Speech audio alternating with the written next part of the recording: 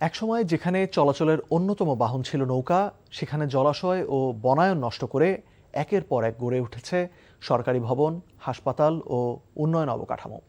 বলছি রাজধানীর আগারগাঁওয়ের কথা। গত 4 দশকে সেখানকার জলাশয়, গাছপালা ও উন্মুক্ত ভূমি বিলুপ্তির বিপরীতে কংক্রিটের আধিক্য এতটাই বেড়েছে যে পরিকল্পিত আগারগাঁও এখন আরবান হিট আইল্যান্ডে পরিণত হয়েছে। পরিবেশবিদরা বলছেন, তাপ দুর্যোগ থেকে আগারগাঁওকে বাঁচানোর জন্য সবুজের পরিমাণ বাড়ানোর পাশাপাশি ছোট ছোট জলাশয় তৈরি করা অত্যন্ত জরুরি। গ্লাস ঘেরা ভবনের বিরূপ প্রভাব নিয়ে ফাহাদ মোহাম্মদের 3 পর্বের ধারাবাহিকের আজ দেখুন শেষ পর্ব।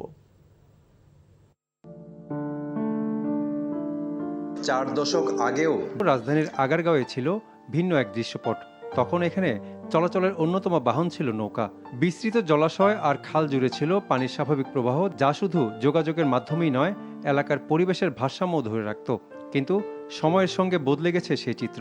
উন্নয়নের নামে একে একে গড়ে উঠেছে সরকারি দপ্তর, বিশেষায়িত হাসপাতাল ও গুরুত্বপূর্ণ অবকাঠামো। উন্নয়নের এই ধারায় সবচেয়ে বেশি ক্ষতিগ্রস্ত হয়েছে সেখানকার জলাশয়গুলো, যা আজ মানচিত্র থেকে প্রায় হারিয়ে যেতে বসেছে। কংক্রিটের ঘনত্ব এখানে এতটাই বেড়েছে যে আশপাশের পরিবেশে তার তাপমাত্রাগত প্রভাব স্পষ্ট। পরিবেশবিদদের মতে, জলাশয় ও সবুজ কমে যাওয়ায় এলাকাটি এখন পরিণত হয়েছে আরবান হিট আইল্যান্ডে। কারণ ঢাউস যেসব ভবন তৈরি করা হয়েছে তা পুরোদস্তর শীতাতপ নিয়ন্ত্রিত। এই শীতাতপ নিয়ন্ত্রণ যন্ত্র থেকে গরম বাষ্প ছড়িয়ে পড়ে। তাই গরমের দিনে ওই অঞ্চলে স্বাভাবিক চলাচল ক্রমেই অসম্ভব হয়ে উঠছে বলে মত দেন পরিবেশবিদরা। সব কিছু বাদ দিয়ে শুধুমাত্র পরিকল্পিত নগর ব্যবস্থাপনা বলে শুধুমাত্র বিল্ডিং আর রাস্তাঘাট নিয়ে ব্যস্ত আছি। সেই ক্ষেত্রে আমাদের এই যে এখনকার যেই তাপমাত্রার বৃদ্ধিটা দেখছি, সেই বৃদ্ধিটা কিন্তু আরও বেশি হবে। তখন কিন্তু আমাদের বেঁচে থাকাটাই মুশকিল হয়ে যাবে শহরের ভিতরে। ভবনগুলো তৈরি হয়েছে, অনেকগুলোতেই দেখা যাচ্ছে সেন্ট্রাল এসি ডিজাইন, অনেকগুলোতে কাচের ব্যবহার আছে। তার মানে একটা তাপের কুণ্ড। এই যে আমরা পুরো চক্র তৈরি করেছি, আমরা ভবনগুলোকে বানাচ্ছি এসি নির্ভর, আশেপাশে জলাশয় জলাধার উধাও করে দিচ্ছি এবং পুরো এলাকার তাপ কুণ্ডটা বেড়ে যাচ্ছে, যেটা আমরা আরবান হিট আইল্যান্ড বলি। তাপ দুর্যোগ থেকে আগারগাঁওকে বাঁচানোর জন্য সবুজের পরিমাণ বাড়ানোর পাশাপাশি ছোট ছোট জলাশয় তৈরি করা জরুরি বলে মত দেন পরিবেশবিদরা। সিটি কর্পোরেশন এরিয়াটাকে বাদ দেই, তাহলে কিন্তু এখনো অনেক বড় জায়গা ফাঁকা আছে। সেই জায়গাটাকে আমাকে কাজে লাগাতে। পরিকল্পনা বলতে আমি পরিবেশকে বাদ দিয়ে পরিকল্পনা করতে পারবো না। তখন আপনাকে ওইটাকে প্রিজার্ভ করতে হবে। ওই জায়গায় যে সমস্ত ওয়েটল্যান্ডগুলো আছে, জলাধারগুলো আছে, সেগুলোকে প্রিজার্ভ করতে হবে।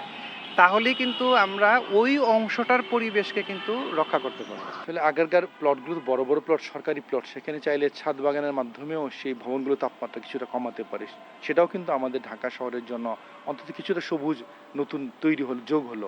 এখন আমরা নামকা ওয়াস্তে আমরা অনেক সময় বলছি এটা গ্রিন বিল্ডিং, কিন্তু দেখা যাবে যে বিল্ডিংটা পুরাটাই সেই অর্থে তার যে গ্রিনের যে ক্যাটাগরিগুলো আছে, সেই আলো বাতাসের যে প্রবাহগুলো সেটা নাই। এলাকা ভিত্তিক শুধু জলাধার যে তাপ কমাবে এমন না, আমাদের যে লোকালাইজ যেই ওয়াটারগুলো, বিশেষ করে বৃষ্টিপাতের সময়, সেটা রিটেনশন এলাকা থাকবে। নয়তো সব পানি আলটিমেটলি ড্রেনের চ্যানেলে গিয়ে চাপ তৈরি করবে। এই জন্যই লোকালাইজ রিটেনশন পয়েন্টগুলো এত গুরুত্বপূর্ণ। কিন্তু দুঃখজনক হচ্ছে যে সরকারি প্রকল্পেও আমরা জলাধার সংরক্ষণ করতে ব্যর্থ হচ্ছি, যেটা একটা গভর্নেন্সের একটা বড় ফেইলিওর। পরিবেশ বিশেষজ্ঞরা বলছেন, রাজধানীতে প্রয়োজনের তুলনায় কম জলাশয় ও সবুজ ভূমি না থাকার কারণে পুরো ঢাকাই আরবান হিট আইল্যান্ডে পরিণত হয়েছে।